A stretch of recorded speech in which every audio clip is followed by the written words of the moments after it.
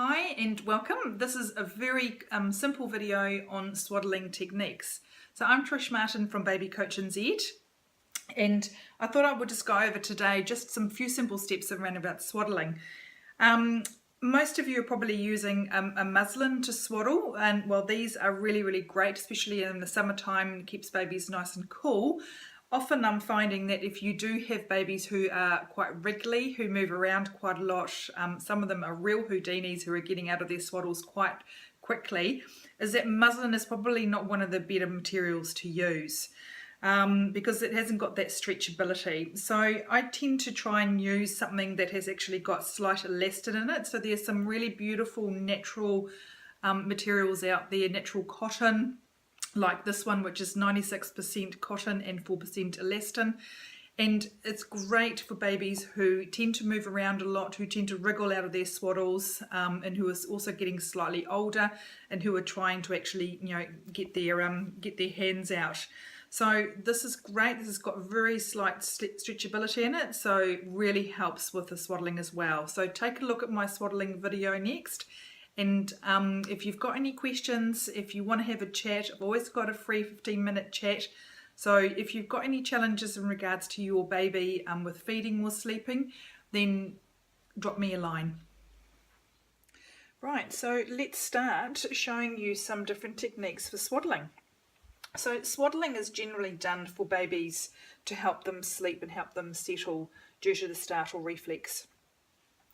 And it helps them keep babies nice and warm also and keeps them nice and snug. But there are several different ways that you can actually swaddle your baby.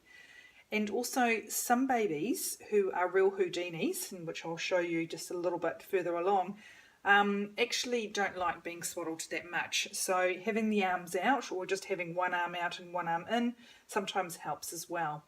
But first of all, just the very simple basic swaddle, especially for newborns onwards, is we fold one point of the blanket or the swaddle that you're using down, so we're creating a V or a triangle shape, and we place baby on top of that V.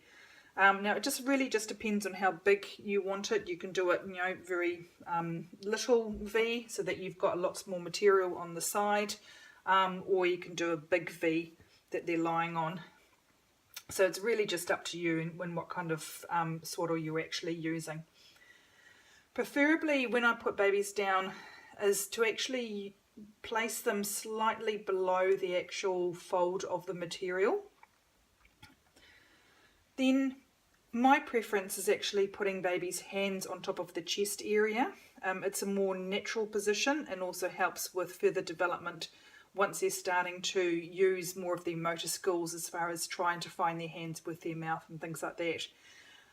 I feel that babies having your arms down the side is slightly more constrictive, and when I actually think about me sleeping with my hands down, wrapped up in a blanket on my back, I would feel quite sort of claustrophobic and a bit constricted. So I prefer to have the hands on top of the chest area, which is more of a natural way of sleeping. So the very simple step as far as having both hands on the chest area is just giving the swaddle from one side a little bit of a stretch, and then pulling it over the other side of baby and underneath. So you're moving baby to the side a little bit, doing exactly the same, giving it a little bit of a stretch, nice and firmly over the top of bubs, and then bringing it down underneath them. So that looks like they're nice and firm, leaving the bottom really loose, or you can tuck it in, but the main thing is so that they can actually kick their legs and be very free to move around.